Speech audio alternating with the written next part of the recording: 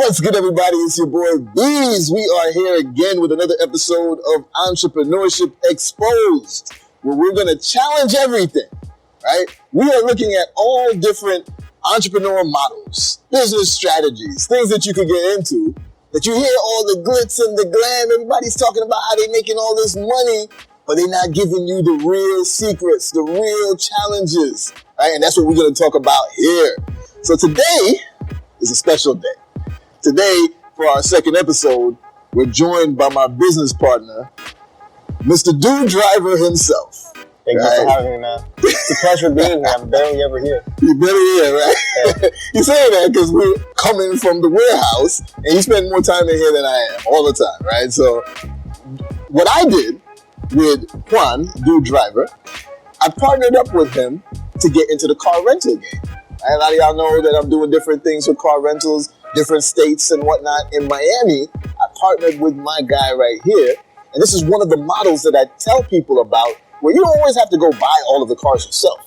You can actually partner with people and broker things and host cars for people and all types of stuff. There's a lot of different ways that you can make money in this game. But we're not talking about the making money part. We're going to talk about the challenges. We're going to talk about the trials and tribulations. Stuff nobody tells you about. The stuff nobody tells you about, especially all the course creators and such that's trying to sell you how to, buy their course so that they can teach you how to make money in car rentals in Turo, but they're not telling you what you really got to do. You notice all the time when we sell you this stuff, they're setting on Lambo. They rent cars on Turo. Like, you can't rent the Lambo on Turo, but they won't tell you that. Whoa, let's start right there. What did you just say? You cannot rent a Lamborghini on Turo. I mean, you could, but it would probably be the worst business decision you could ever make. There we go. Explain. Why do you say that?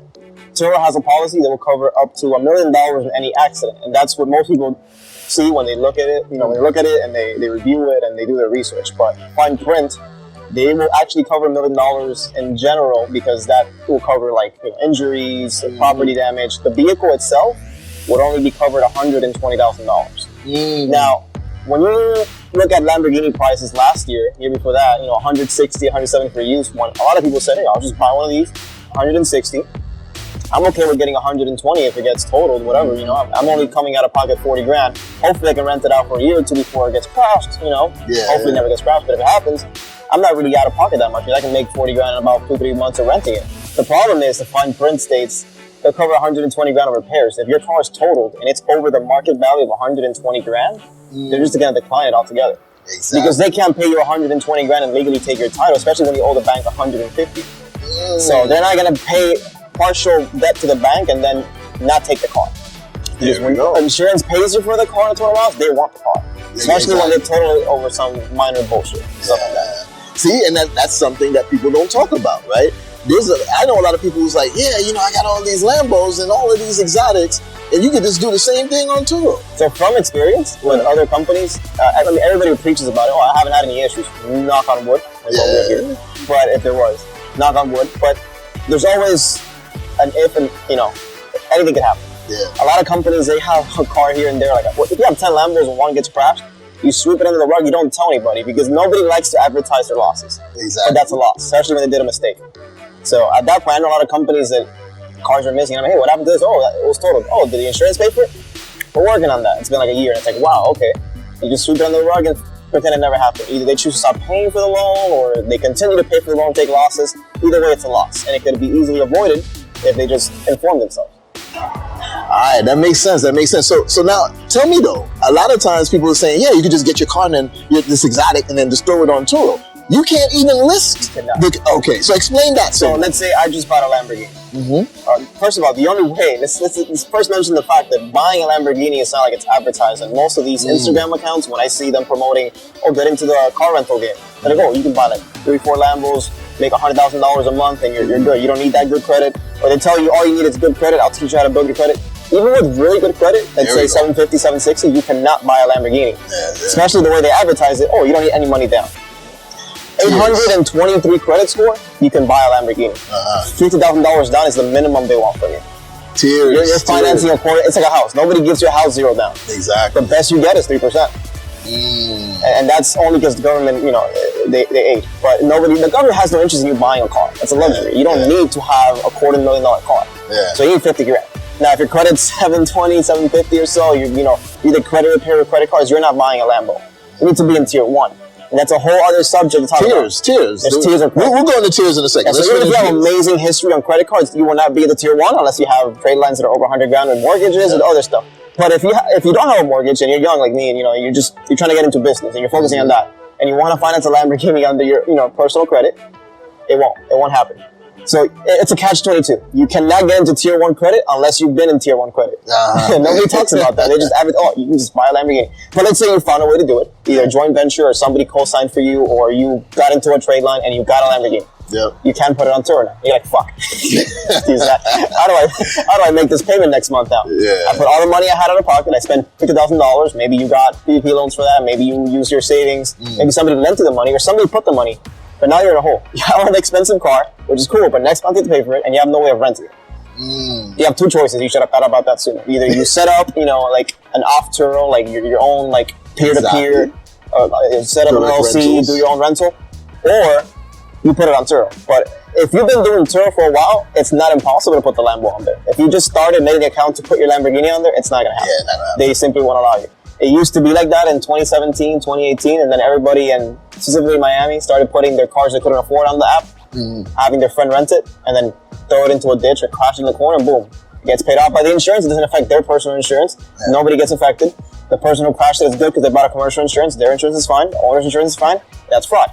So they were like, hey, if you just made an account, you are not putting a car that expensive to rent. And even if you put an economy car, if it gets crashed and that's one car you have on the account, nobody talks about that. If you look up reviews on Turo, they'll say, oh, the insurance doesn't pay. It doesn't if you just made an account and the first trip you get into is an accident. If that's a real accident, man, it sucks for you. That barely ever happens. But most times it's because it's fraud. And they have systems to detect that, so they will not cover you. So that was something that I learned in terms of not being able to put it on there, right? Yes. I learned that right around the time that I met you. And I was like, damn, how did I rent a car from you at the time? Yes. But I have no way of putting an exotic on Turo.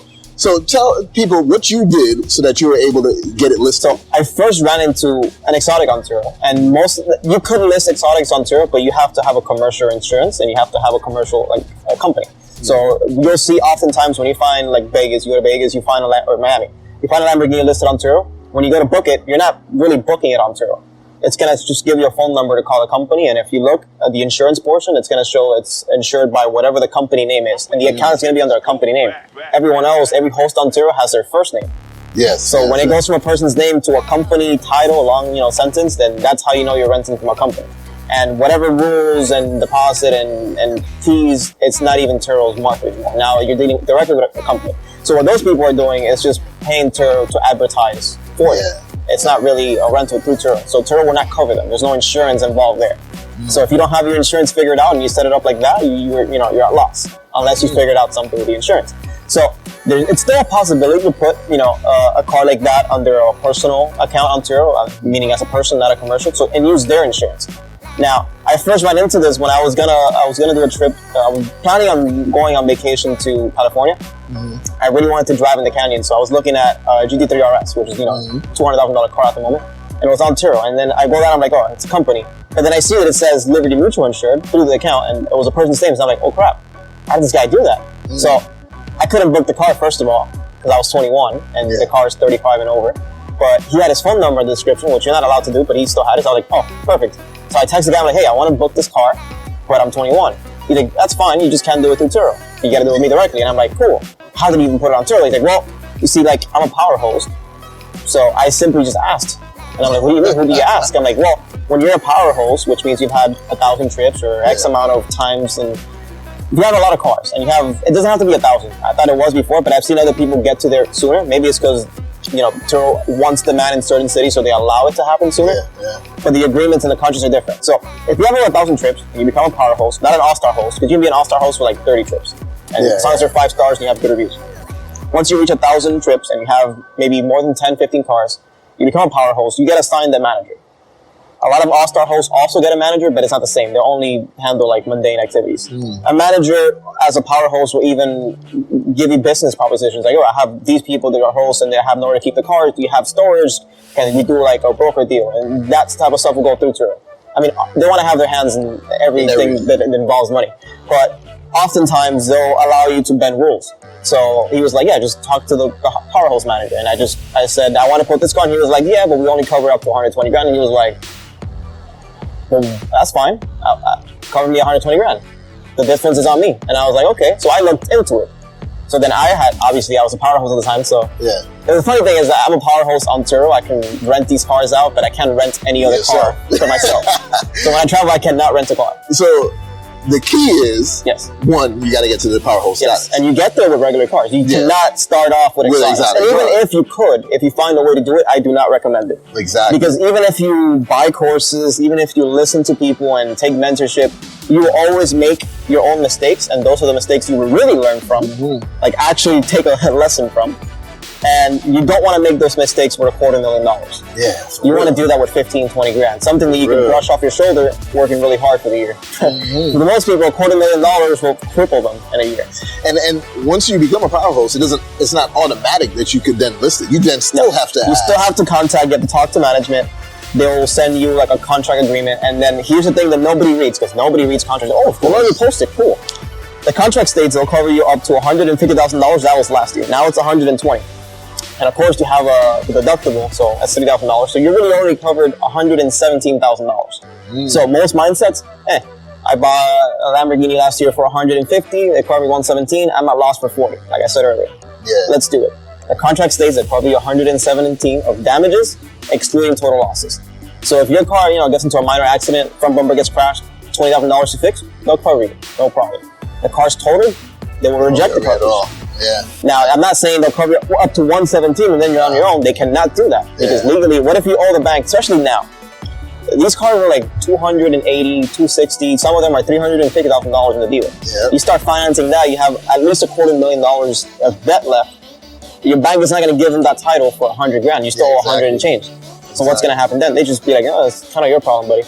You're on your own. See if your insurance covers it. You go to your insurance, two things are going to happen. Either they'll cover you the first time it happens because I never suspected you rented the car. You can lie to them and say, oh, I let somebody borrow it. I have so many friends that have actual full-grown companies that are around for 5-10 years. Knock on wood, they haven't had it happen yet. But they're like, oh, when it happens, I just tell them they borrowed it. I'm like, it doesn't work that way, man. Like, you think they won't catch on?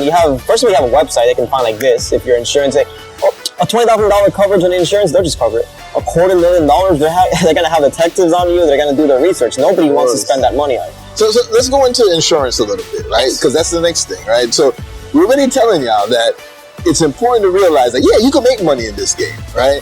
But it's not as beautiful and simple as some people advertise it to be, right? But then one of the worst things is when it comes to when you do have an accident, not you, but the renter, right? Something goes wrong. I know that I'll tell you right now that spring break was like a blessing and a curse because you had the most rentals, but then you have the most accidents as well because, spring breakers don't really give a fuck. That's the best way I can say it. So when it comes to that now, how do you approach insurance? First, how do you approach insurance in terms of before the rental happens? And then if something goes wrong, how do you approach insurance? Two things are going to happen. It depends where the rental is.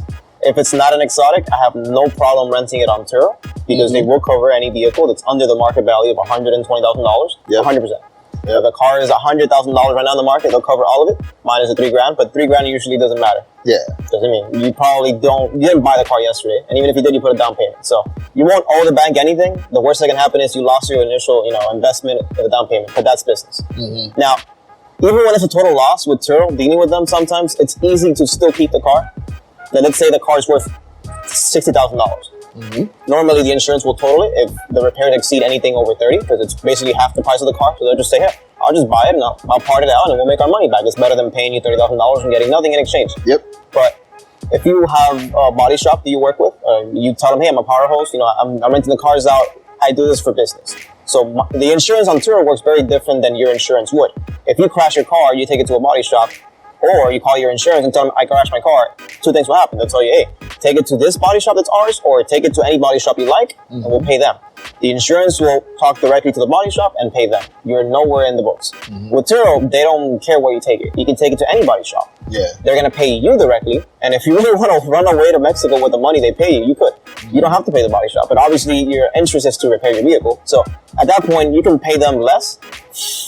I've had some people that what they do is they go to a body shop and get a really high estimate, charge Turo. Turo pays you. And you have an agreement with the body shop. The repairs end up being half of that, and then you split money. So your car gets repaired and you make money on it.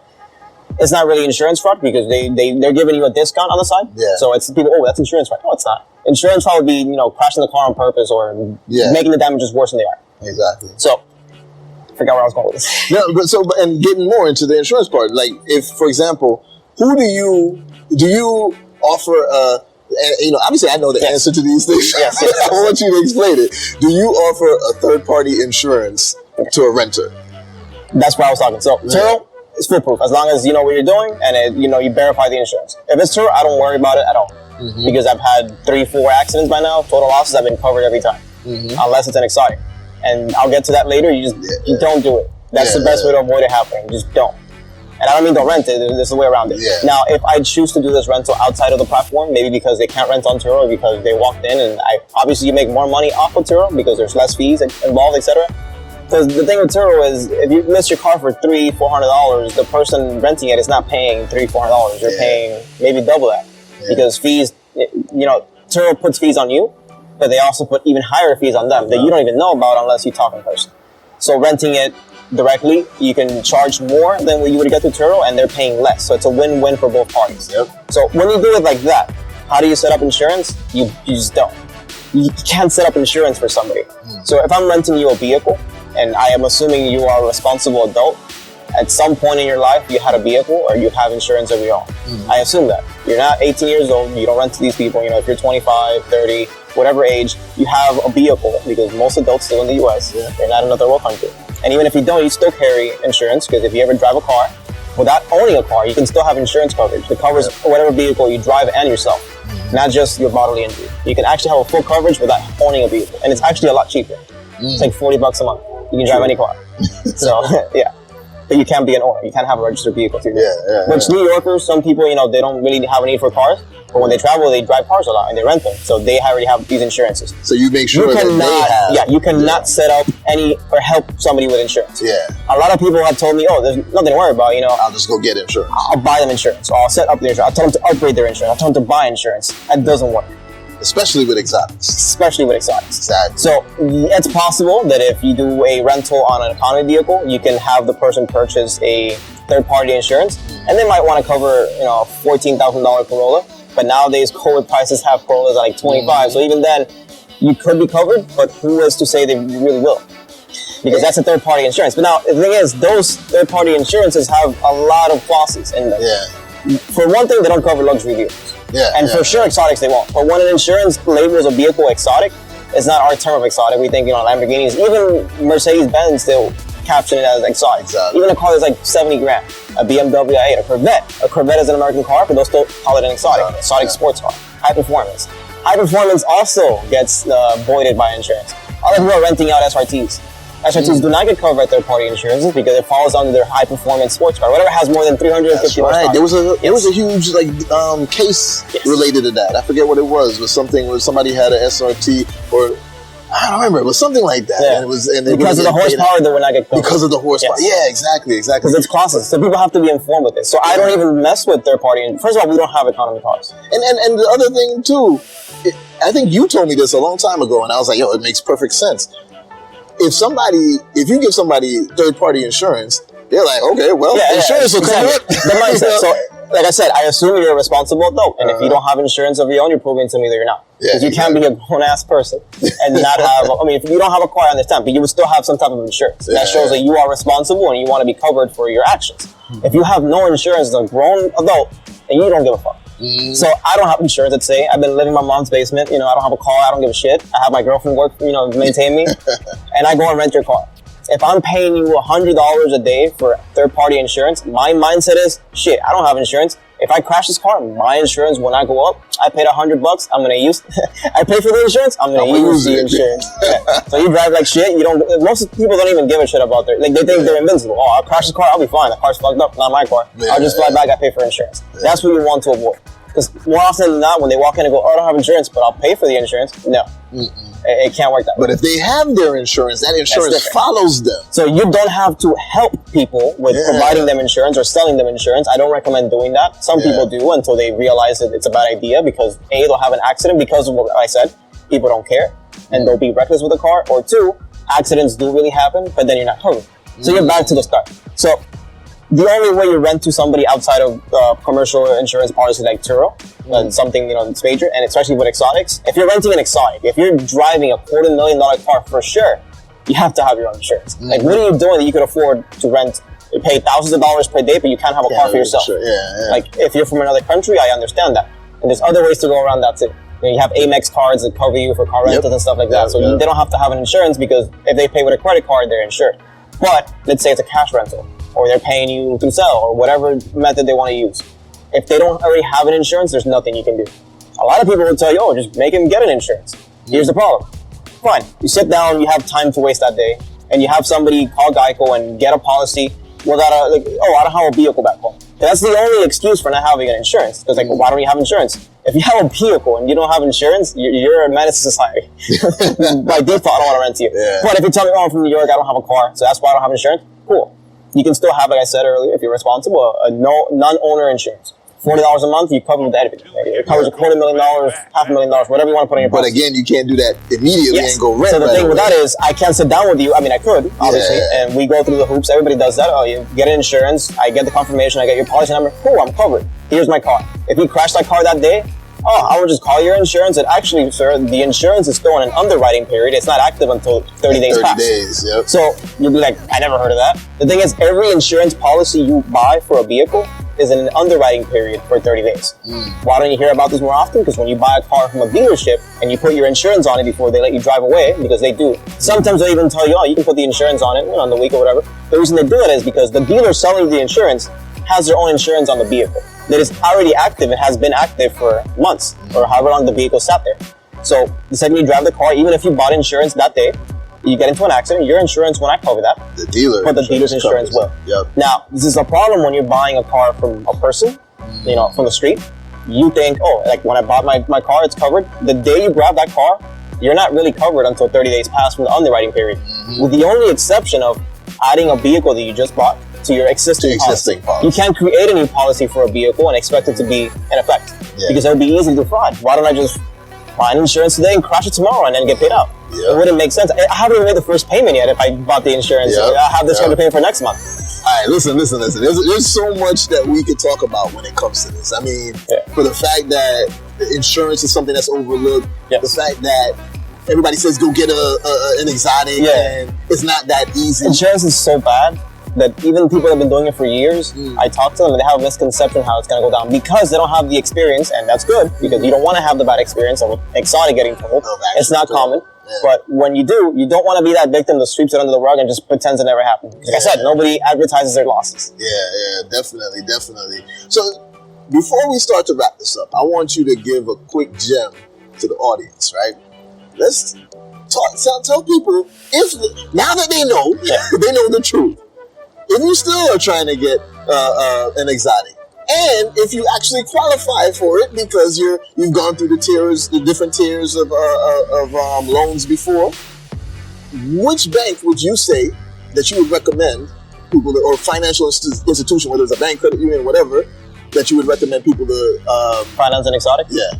What I would say, what I've done from experience, and it's the best option, to go with the actual automaker loan. Like the actual bank. We go. So if you want to buy a Lamborghini, you finance with Lamborghini. And the reason being is they will actually, they often give you options of instead of 72 months, they'll give you 120 months. They also will be willing to sell you, warranty extensions for the car, which another bank has no. They don't care. Like if the car breaks, it's your problem. But Lamborghini is Lamborghini. They're going to make their money back. They're the ones that are going to be selling you what they know would cost. And most times Lamborghinis don't really have issues.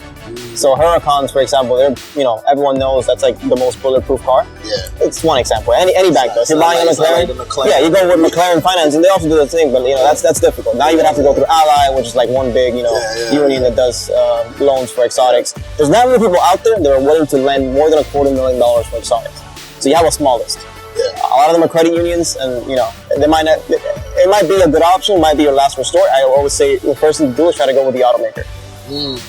So I'll add to that. And there's a reason why I'm saying that. Sorry. Go ahead. Because oftentimes the automaker will tell you, since you're financing with us, in 6 months, you can come and get any other car with no down payment. That's something very different. Lamborghini does that a lot. So let's say I want to buy this Huracan. I finance it with a credit union. It's a regular loan. I can't go and ask for another loan in 6 months. They're going to be like, hey, you still owe this one. If I do it with Lamborghini, though, I'm showing them that I can pay them X amount of months, 6 months pass. They're willing to not only give me a second car, which most people, the reason why they do it is because they have like a sports car and an SUV. Like business people are different. You want to rent cars, you want however many more cars you have, the better. Because more cars is more money.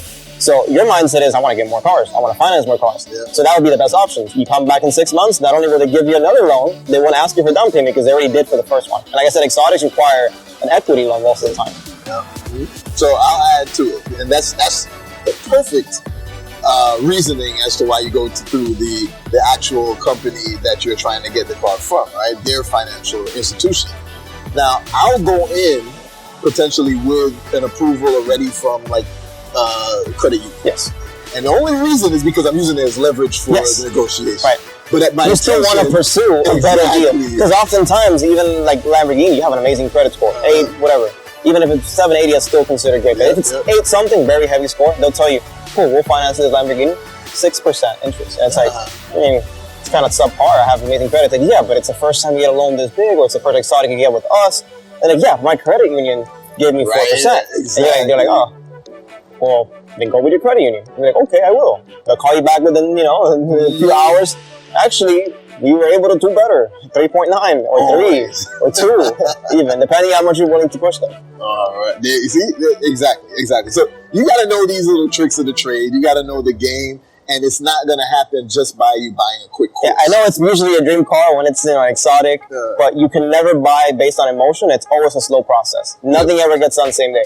If it gets done the same day, it was a bad deal.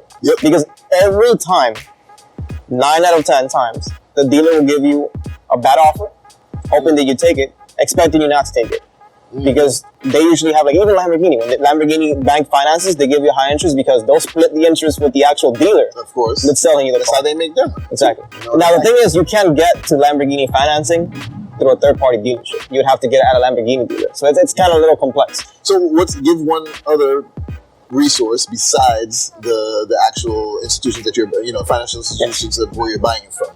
Give a resource of a credit union that's your favorite, one that you're willing to give out. I personally use American Airlines Credit Union, but most of these credit unions, the ones that are the best, the ones that are really good, are private. So not everybody can be a member. For example, American Airlines, you could only be a member if, one, you hold a big amount of stock in American Airlines, or if you're an employee of American Airlines. But I'm not an employee of American Airlines, but I was. I worked there after I graduated high school, so I was able to get into there. And even if you leave them the day after you make the account, it stays open for life unless you close it. Oh, nice. So the good thing about American Airlines, that credit union, and if you're a family member of somebody who works at American Airlines, like mother, son, it can't be like, oh, my nephew's cousin. It can't be like that. Or you live in the same address. The really good thing is they actually pay you 3% interest. Nobody does that. No banks do that. Really? Monthly, also. Okay. Awesome. Well. And the really cool part is whatever amount of money you have in your savings account, they equate it into their stock. So if you have $100,000 and their stock goes up, they pay you monthly an incentive. They give you dividends, even if you don't have the money in their stock. But it's in the savings account. Wow. So they'll give you the 3% plus dividend. And it's like, nobody does that. That's really cool. Not only are you getting the car rental gems, but you're getting the actual credit union. Yeah. Now, I'm not telling you to go work for American Airlines, throwing bags, open an account and quit the next day. I don't know. But it's an option. To you. It's an option. All right, well, bro, listen, man. It's great having you on here. Thanks for coming to visit the warehouse. Yeah, man. It's a really nice spot you have here. I'm telling you, he sleeps in here, Sometimes. But thank you for coming and sharing this information. Like I told y'all, you got to partner with the right people, right? And me and Juan got a lot of different things that we're trying to get done. We got something really good that's coming for all of you people in the car rental industry as well. But we'll save that for another time. But just know, you got some of the actual inside tips today on the car rental game. Now, what are you going to do with it, right? Remember, all of these obstacles, it's not so that you don't get into the business. It's just so that you know the truth of what the business, what you should expect in the business, right? As an entrepreneur, there's going to be a lot of obstacles. We don't let it stop us. We just know we got to figure out a way around things, right? See, that's the thing. I've talked to other people to help them, give them advice, and they're like, man, how come you don't want me to get into the business? Well, if you think that by me telling you all this, I'm trying to get you to not be in the business, then you shouldn't be in it to begin with. Because you should be appreciative that I'm giving you real information. Because I can convince you to get in. Oh, you're going to make $100,000 a month easily. You're going to have 5 Lambos. And when you're not rented, you can drive them. Like, just tell them the same thing. Oh, just get a Urus. It's great. It's an SUV. You know, they're not going to crash it that often. $30,000 a month. Easily. Yeah, possible. But here's the thing. Now, there's always... they don't have to lie to you. A lot of these people on social media, when they're selling courses, they don't necessarily lie. They just say half truth. So you could get Lamborghinis for free to rent by finding a person that owns a Lamborghini and say, hey, let's rent it out, I'll do the work, and we split it. That's a joint venture. That's true. You're not putting money down because they have the vehicle. Maybe they bought it for that or they already had it and they couldn't pay for it, whatever reason it is. Exactly. Yes, it's a free Lamborghini. You don't have to pay for it. It does make you money. But at the end of the day, that would be a business vehicle. I don't think the owner of that Lamborghini would be fine with you driving it around in South Beach, or anywhere you want when it's not rented. It's not the same liberty as having your own car. Yep. When my car's not rented, I can drive it to, I don't know, wherever you want. I'll go on a road trip around the US like I did the other day. Yeah. Road trips, yeah.